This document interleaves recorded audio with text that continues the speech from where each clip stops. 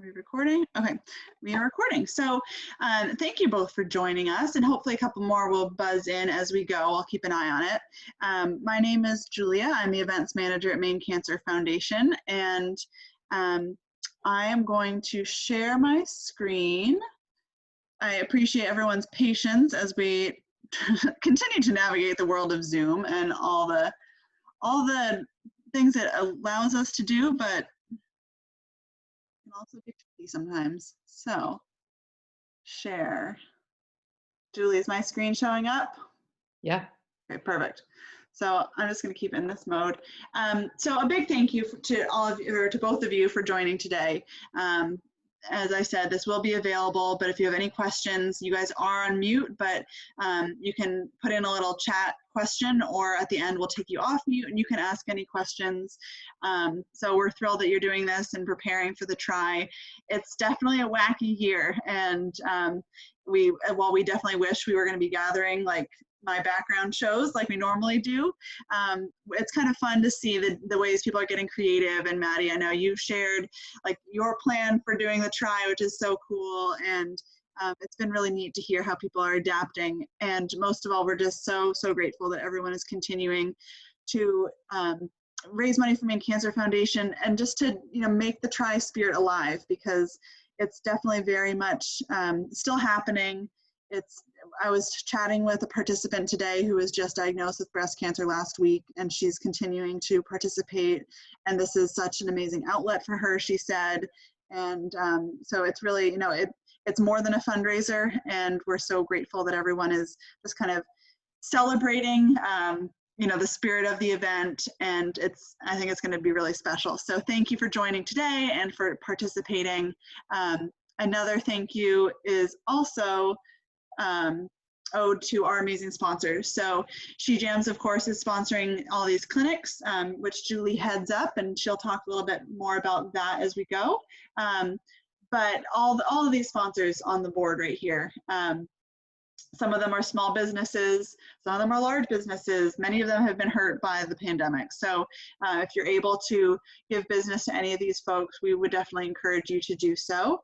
And we're just grateful that they have hung in with us and continue to support the event, which is huge. All these clinics have already happened, but you can see them. Oh, I think I missed Try 101 on this list. Try 101 is also available at tryforcure.org/clinics. That's where you can go to watch a past clinic and access any of the clinic materials. And just a quick recap on fundraising incentive prizes. Maddie, I know you've heard this spiel 5 times now, but these are the adjusted fundraising levels for this year. So as hopefully you both know at this point, we have taken away the fundraising requirement for this year as it's a virtual event, but we are still definitely encouraging people. It's almost more important now than ever with some of the hardships that cancer patients are facing right now, and cancer definitely has not been staying away through all of this. So every dollar counts, and we definitely want to reward you along the way. So we've adjusted the fundraising incentive prize levels accordingly. We've also dropped the guaranteed entry level to $500. So everybody who raises $500 this year will have a guaranteed entry for next year. And gosh, a sea bag for $750, it's usually $1,500. So if this is your year, take advantage. Or we encourage you to reach for some of those goals. If you've always wanted the sea bag, but $1,500, it seemed like a little too much, go for it this year. So if you have any questions about that, please reach out. And speaking of questions, you can always reach out to Julie or myself at these email addresses, both julia@mainecancer.org and tryforcure@mainecancer.org. Both of those go to me. And then Try Race Director at mainecancer.org goes to Julie. And any question, if you're not sure who to reach out to one of us, and we'll make sure you get an answer.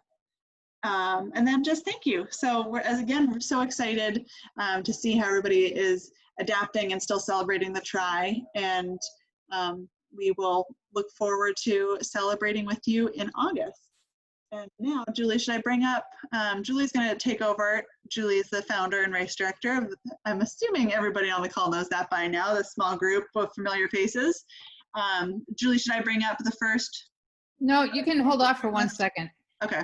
Let's just go back to video for a second. Perfect. again, I think we've been saying all along that this is your try. Do it the way you want to see it done this year. Be creative. We're going to give you some creative ideas for you to do your own try. The other thing that you should be on the lookout is, like every other year, Maine Women's Magazine has done a Try for a Cure issue, and they will be doing a Try for a Cure issue in July, so be on the lookout for that. We're really excited that even though we've gone virtual, that we're getting the attention that we always have, and hopefully there'll be something live on TV too as well. We don't know that yet, but we're still working with them. So today is a transition clinic. There is no right, wrong way to do transition. There are some tricks to doing transition. Transitions are quite personal in lots of ways. Lots of people bring lots of different things to transition. If you've seen over the years, some things people love and have to have each year, and some people, are basic. And I'm basically going to go over basic. I'm going to go over basic two as to how to do a transition, that is not at the Try for a Cure website, because lots of you have done it before, know that we have a mini transition, and in most instances, if you go do a triathlon somewhere else, there is no mini transition there. And you doing your own somewhere, if you're going to do all three together, you probably won't create your own mini transition either. So we won't talk about those kind of things. The other thing that I'll briefly go over is relays. Although relays at Try for a Cure is much more complicated than what I'm going to talk about today. Remember, we're all doing our own triathlon in our own place, and if you're all going to do it together on a relay, I'm just going to go over on how you can do that in your own place versus going over what it would be like to do it at Try for a Cure. So if this is your first time and you come to our transition clinic today, I would suggest coming back again next year, because it will be different. And once you get on location, it's definitely a different transition. And it's enough to think about learning how to swim, bike, and run, but to put them all together is what transition is all about. And believe me, the triathletes that are I don't know what you want to call them, like, professional ones that, do this all the time. There is an art to doing transition, and they actually train transition just like you would train swim, bike, and run. You can certainly do that. There are, really kind of cool ways. You'll see some of them at the Try that leave their shoes on their bike, they fly over their bike, they slip their feet in the shoes while they're pedaling. I mean, I'm not going to talk about any of that stuff. But certainly if you want to get faster and better, that's one of the things that you'll notice when you get your times at the Try, is that, it gives you all your transition times, and it's the easiest thing to pick. Like, oh, if I wasn't so long on my bike between my swim and my bike, then I could have, done so much better. And so, you can always find ways. The better you get back at the better you get at transitions, it's a way of shortening your time overall, if time matters, because this year time doesn't matter at all. So anyway, if you want to bring up the transition checklist, that would be great, Julia. I'm going to share the transition checklist to start. This is something that I normally bring out the night before I decide to do my race, to make sure that I have everything with me. There you go. So obviously you want to make sure you have your clothing. It's just a reminder to have it laying out in the bed. I usually lay all this stuff out on the bed. Here's your swim items, your bike items, your run items, and other items that you may want. So I've actually done pictures of everything. So Julie, if you want to show the first picture, that would be great.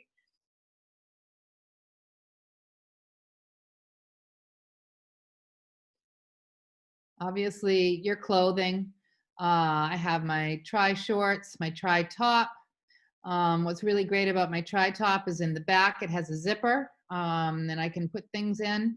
And then I always bring some kind of sweatshirt or something because after, as you know, you start to cool off and you get cold. So that's pretty much your clothing. Julie, if you want to show me the next picture, that'd be great. All the things that you need for the swim. For this year, if you're going to swim in open water, obviously your wetsuit. What is down on top of the wetsuit is what you call a swim buoy. You actually blow it up with the little mouthpiece that's on the outside, and there is a belt that goes around your waist. I've also included earplugs. Not everybody likes earplugs. I cannot swim without them. I get seasick if I don't. And if cold water gets inside your ears, it really messes up your equilibrium. So sometimes after you swim, when you come out, it makes you very dizzy. So if you ever have any of those symptoms when you're training, please try. The easiest thing to try first is earplugs. They cost like $2, so it's worthy of trying that if you're having any issues in the water. The other thing that I make sure that I bring is 2 pairs of goggles. One is the one I'm planning on wearing, and the backup is in case something happens to those goggles before I actually get into the water. You can't imagine how many times you just misplace them, or they're fogging, or when you go in to get wet first or something. I always like to have 2 pair because they are so important when you're swimming. The other thing to the right is called Spit. It's a spray that you can put inside your goggles to keep your goggles from fogging up. I use that quite often and use that in my warm up to make sure that my goggles aren't going to fog. On the left is chafing, like antiperspirant. It's not antiperspirant, but it's like chafing cream that you can put on. I think Kirsten was going over that last week, making sure you put it around your neck, especially sometimes if you have a sleeveless wetsuit, you might want to put it around underneath your arms. If you're in ocean water, you really, really need it. You can probably get away without it if you swim short distance in the lake. But if you have a wetsuit, it's something that you should definitely have. And again, I have a brightly colored swim cap. I would stay with pink, lime green, lime yellow, the neon type colors. Stay away from white, black, blue, any of those dark colors because it's really hard to see in the water. So those are the things that you'd need for the swim portion. How about the bike? So for the bike, you basically need sneakers or bike shoes. I wear bike shoes, so my bike shoes are sitting there. You need socks. You're coming back from your swim, so you won't have socks on, so you'll need your socks there. I would plan on, after you get out of your swim, to have whatever shoes that you're going to have to get on your bike. So certainly can be sneakers. Your helmet, everybody needs a helmet.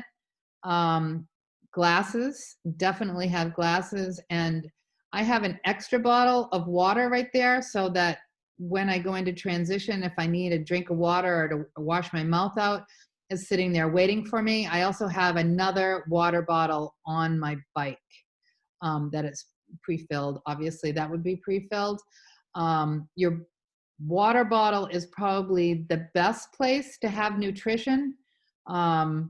It can be some kind of electrolyte. It can be Gatorade. I usually use Gatorade with water. I dilute it more than it is in its current state because I don't like how heavy it is. So I just pour water in it.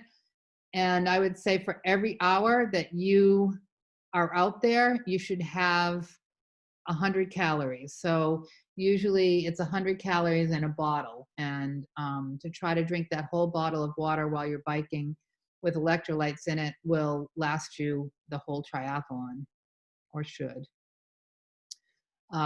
In transition, it's probably not as critical this year because you're doing it on your own to have a bright towel of some sort underneath to be able to find it.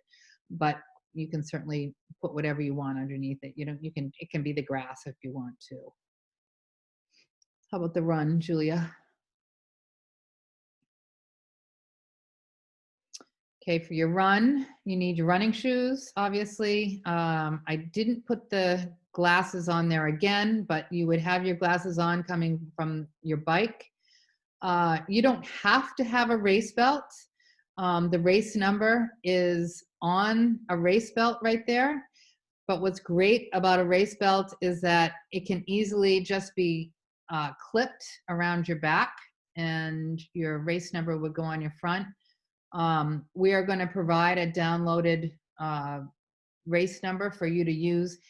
You don't have to use it, although it would feel a little bit more fun and formal if you did.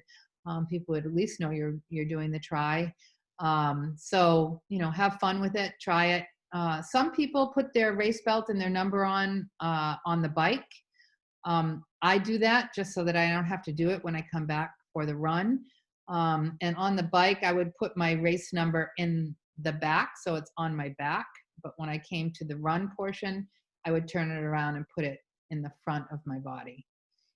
Again, a hat is really great. It could be a hat or a visor, just anything to keep the sun off your face. And it makes it much more enjoyable running that way. And again, that same bottle of water is sitting there, or you can have a couple bottles if you think you're going to go through it. But certainly a place to keep any kind of nutrition that you want. The next one, Julia, is just the transition setup in general.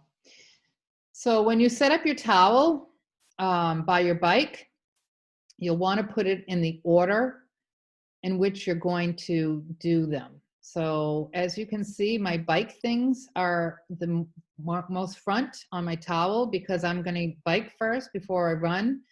I put my run shoes behind my bike shoes so that they're ready when I come back from my bike. I know that that's what's next.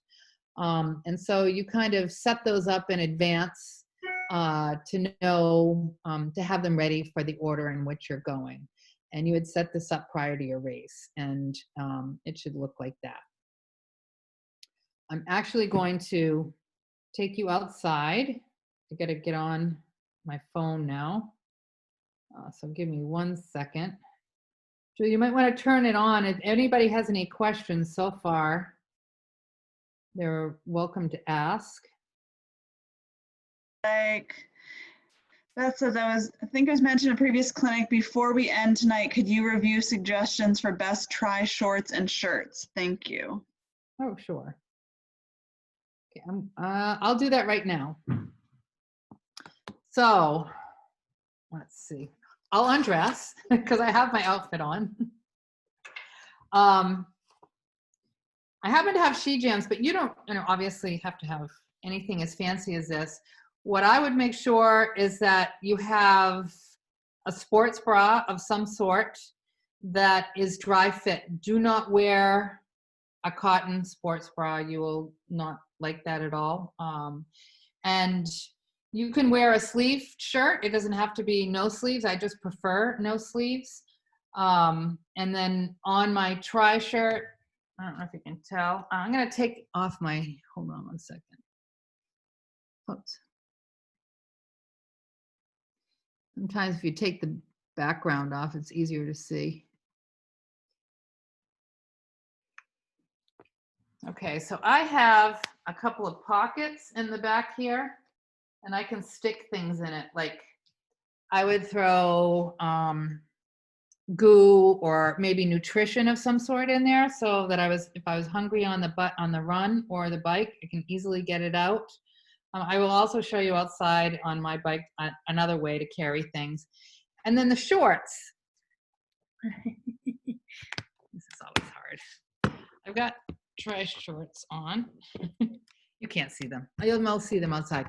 But tri shorts are very different than bike shorts. You don't have to have tri shorts, but the difference between the two of them is bike shorts have this like a 1/4 inch thick pad in them that will hold water from the swim. So it's extremely uncomfortable to bike in them after with all that water in them, and then to run after with the water still seeping out of them. So a tri-short has more of a felt pad in the crotch versus that big heavy pad. You can certainly go without any pad. You don't need one, as long as you're used to being in the saddle and your butt is used to being on that saddle without any kind of pad whatsoever. So when you train, you know, try different things. If you can go to Dick's Sporting Goods and you can find a pair of shorts that's, you know, Healy, whatever they, you know, Under Armour or something that you really like, and a t-shirt and a sports bra, you can certainly put those underneath your wetsuit too. So whatever you do your bike and your run in, you'll also put under your wetsuit. This easily goes under my wetsuit. And if you did a sports bra and a pair of shorts, that works fine. And then when you come out, you can throw a t-shirt over it if you want. So it's pretty, you know, it's pretty easy as long as you get dry fit clothing. It's nice if they're fitted versus loose, only because there's less chance of things getting caught on things and riding up on you and things like that. So those are my suggestions. Okay. Oh, Julie, you might have to let me in now on my phone.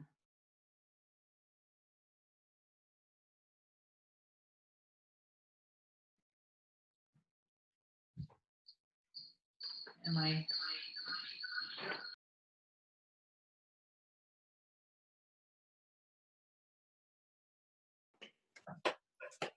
There we go. Can everybody see me? Can you hear me? Julia, can you hear me? Yep, you're good. Okay. All right. So I'm outside now, and I have kind of got my, this is hard, transition area set up on my bike. Tell me, Julia, you say if you can't see it, because I can't, it's hard for me to do this. Yep, I can see your bike. Looks great. Okay, so on my bike, I actually have a bike rack on my bike. And this is a great, like Maddie, you say you're going down to Ferry Beach. So if you're going to a particular place, leave your bike rack on it and leave your bike on your bike rack. A great place to leave it for transition. If you know you haven't got friends or family with you to watch your bike after you've gone on your run, you can always throw it in the back of your bike, or you can just lock it up before you go. But I've got my stuff. I've got one here. This is what is called a bento box, and it's great for putting. I always have lip balm in here. You can put your goo and things like that in there. And then, of course, I do have my pack on the back of my bike, just with for change. And if you need a flat tire change and you don't know how to change, to help you. And there are plenty of people that will be around to do that. Can you see that? Yeah, you went out of service for a second, Julie, but I think you were saying that if you have all the equipment to change your tire and someone else, then if somebody sees you on the side of the road, they'll help. Yeah, my internet is really horrible here. So what I've got here is my swim stuff. Am I here? Oh, aren't I? Oh, damn. Oh, you're back. Okay, so I'm gonna have to do this the hard way because I just have horrible service here. So what would happen, I have my swim stuff out here. And I would run in from my, I would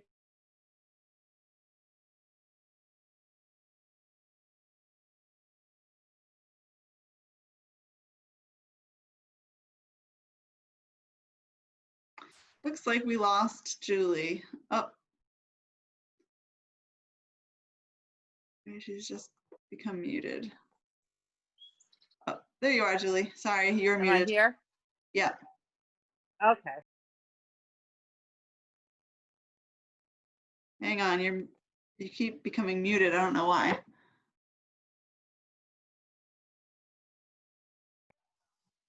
There you are. Now you're not muted. Oh, I don't know why that mutes.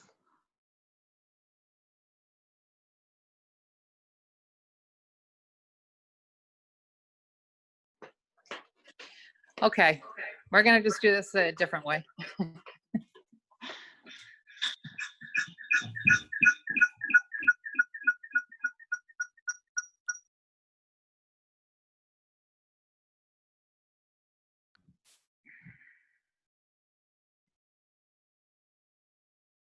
All right, we see you, Julie.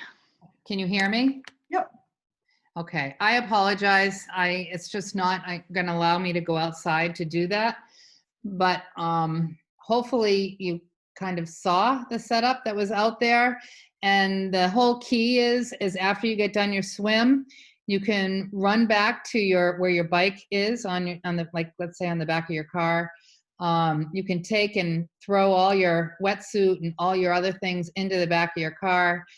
Get ready, put your helmet on, put your socks on, your shoes on, hop on your bike and take off. Hey, Julie, we got a question. How do you manage sunscreen after the swim?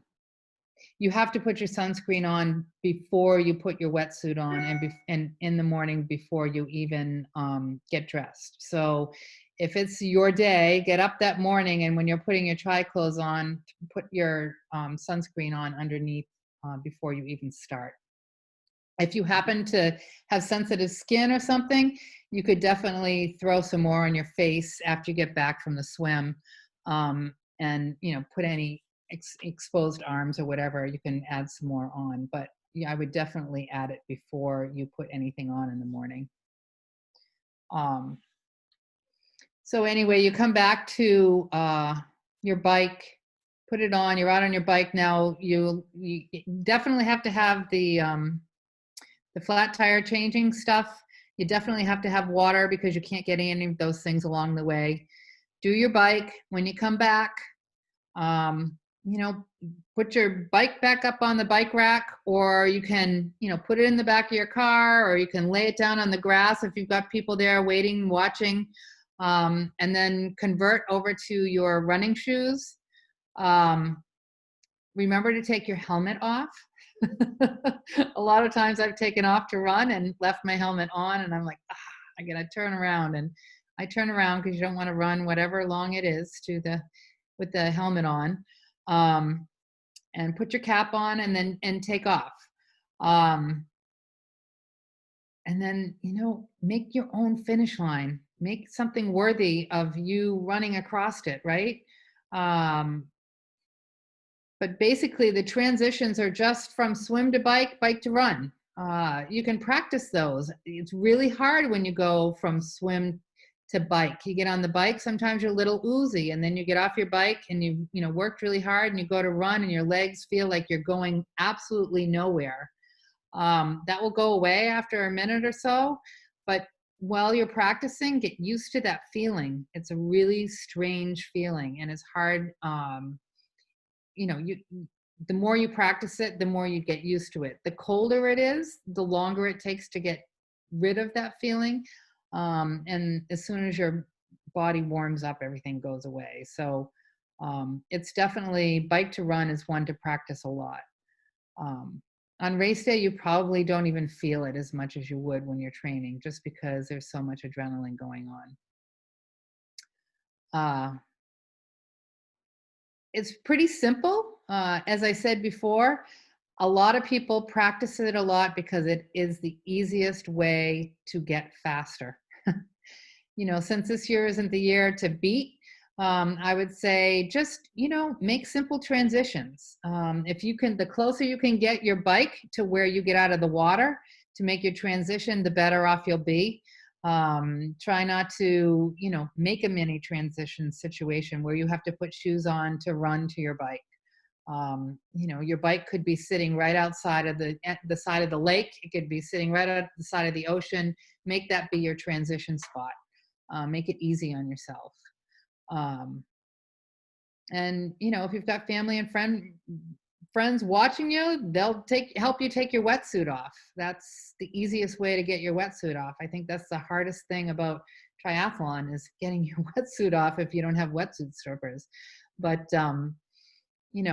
hopefully you have people supporting you and you can just kind of throw your stuff to them and not have to worry. But certainly if you are doing it with a couple friends and you don't have anybody to sit and watch your stuff, make sure you have a lock on your bike, or make sure you can throw it into the car and lock your car when you take off to do your run. But again, make it fun. If you're a relay, just have everybody meet, do a tagging system. Maybe it's, since we're not supposed to do high fives right now, maybe it's a knuckle bump or an elbow bump or something to get the next person to go. There's no rules in transition right now for relays. Transition is best how, or the way that you want to know how, and make it be fun with your friends. As an individual, you have to transition naturally anyway. So I think the key is just having all the pieces to the puzzle that you need to be able to transition right, and to make sure you have all you need. So if you're going to a spot, you have your water, you have your goggles, you have your glasses. So that transition checklist is really the key. Always carry that. And I always put mine out the night before. I go through it a couple of times just to make sure I have everything, because if you forget your goggles, it is not fun. Or your wetsuit, or I forgot my wetsuit. I went down and did the Boston Triathlon a couple years ago, and I got all the way down to Boston with no wetsuit with an ocean swim. And luckily I had, we knew a couple people and I was able to come up with one, but I couldn't believe it's because I didn't have my transition checklist. So, go over that the night before. So that's kind of my spiel. Questions, anybody? Suggestions, comments? No? Anybody else going to want to announce where they're going to do their triathlon? Anybody thought about it? No? I'm planning on doing the duathlon. Oh, great. In the Augusta Kennebec Rail Trail area. Oh, wow. Nice. So, yeah, I think it will be nice and not too overly crowded, especially with traffic. So. Yeah. Is it covered with trees and things like that? So it's nice and, covered? There are sections of it that are really lovely. Yeah. Oh, there you go. Shaded areas. Good for you. So have you thought about the distances you want to do? Yeah, I'm planning on using the suggestion of the 1 mile and the 15-mile bike, and then the 5K. Perfect. Run. Yeah. A friend of mine from one of our exercise classes is going to be doing the bike portion with me. She's also part of doing, I think, her try on separate days. But we'll be doing the bike together. So it'll be awesome. It's good. It's always nice to do it with somebody that, for fun. Like, because, even at the Try for a Cure, when we have 1,200 people, then we say, you're not allowed to go. You're not allowed to be together. You're not supposed to be chit-chatting. But, this is so much different, especially if you're going on a trail. You can make it fun. It can be a fun day. There's no pressure to perform. It's all about getting out there and enjoying each other's company and, doing something and making a goal and making it happen. And it's definitely a different year for that. I'm really appreciative that you're still holding the try and doing it in this way. This is my first try ever, and this is a nice way to kind of ease into it and have a great cause for it also. So thank you for putting all the work into making it a virtual event. Well, I'm happy that you stuck with us. I know, people do it because it's so amazing and, they're going to miss that opportunity to be there for the first time. But I think it's maybe an advantage for you to, get through it this way and pay attention so that when you come back next year, you'll feel a little bit more comfortable still being a newbie. right?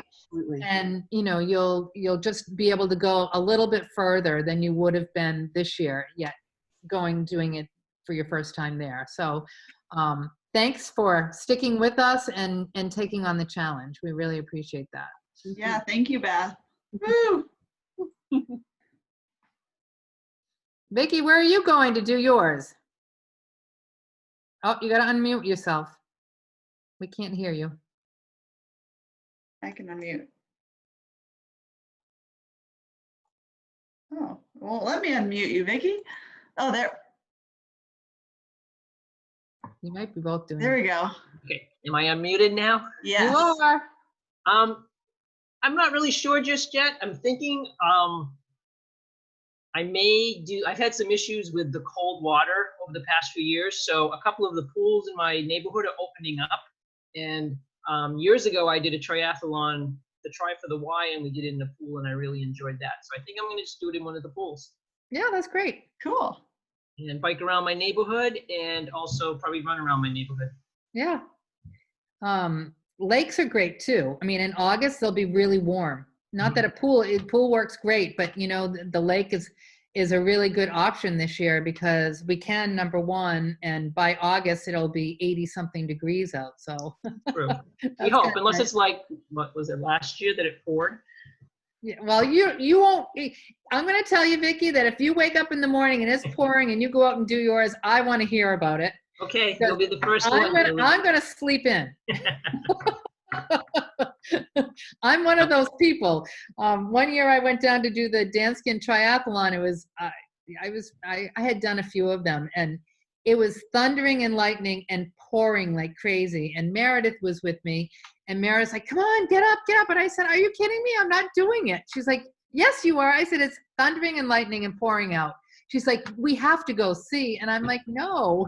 She's like, "Come on." We went over there. We waited for hours, and then we were able to do it. It was like, I would just. I'm actually one of those people who love to swim and run in the rain. There you go. All right. So Biking's too dangerous in the Yeah. rain, I think.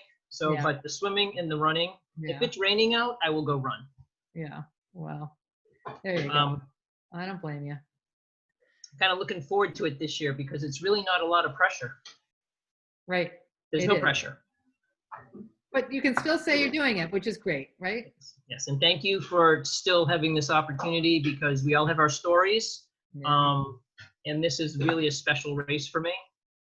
And I appreciate that you're still holding the race. Well, thank you. It's special for all of us, Mhm. and we know that. So thank you I'm glad it's special for you.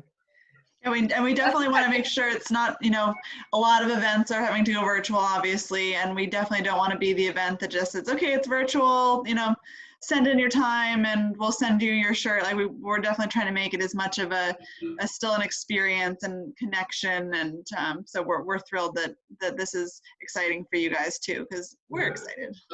I have done a couple I've done the Miles Mills and the Camp Sunshine. I've already done those virtual races. It was different, but Yeah. we did them and it was still for a good cause. Yeah. That's Jessica, awesome. you want to share? Are you Jessica? I don't know. Sometimes their names are wrong.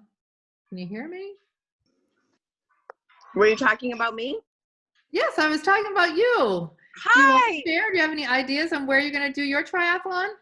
So this is my very, very, very first, and I've never swam. I don't even like taking a bath. No.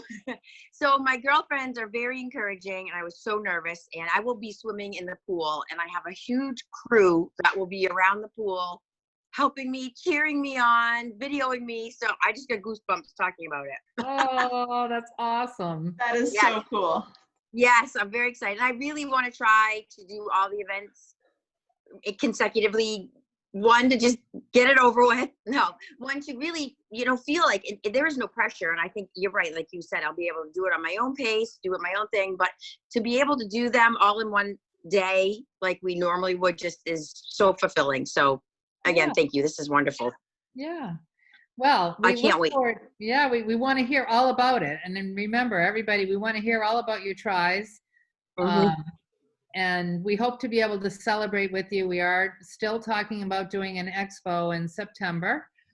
It won't be like the traditional expo. It might be more like the farmer's market, but That's all it right. will be That's good. something.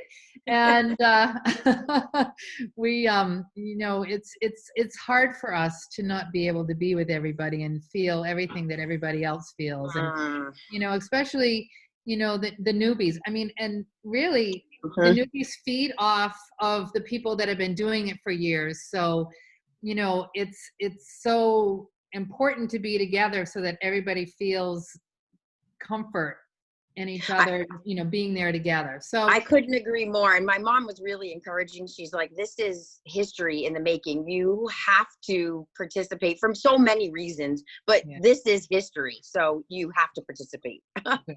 Well, I'm glad it'll be your history because it'll be the first time you've ever done it. And Yes, you will never forget your first triathlon. I don't care if it's virtual, if it's whatever it is. So you have to make your own memory. And this that's is right. that we're not going to be able to do it for you. You're going to have to do it yourself. That's And right. Girl power. That's right. So, well, thank you for asking. And thank you for having these sessions. These are wonderful. well, we try. They're a little different. Again, it's hard for us too, and they don't always go as planned, like today, and I apologize for that. But there will be pictures and things on the website for you to take a look at. And if certainly anybody has any questions about any of them, please just reach out because that's why we're here. And Beth, you know, with the run, bike, run, that's pretty easy. It's just about storing your bike to do in between your two runs. So you don't have to worry about the whole wetsuit and stuff, which is great. Yep. Yeah. Next year will be different. I'll be able to get into the pool and into the water to train appropriately. Yeah. So. Yep. It will be a whole new story. Yeah. That's right. Well, okay, everybody. Anybody else have any questions, comments, suggestions? Anything else they'd like to ask before we say sayonara for how do you say that? Sayonara? Sayonara. Whatever. For the night. You got it, Julie. Until next time. Yes, thank you everybody for joining us. Thank you. Anything else, don't hesitate to reach out. Thank you. All righty. See you, everybody. Awesome. Thank you, girls. Bye. Bye. Bye.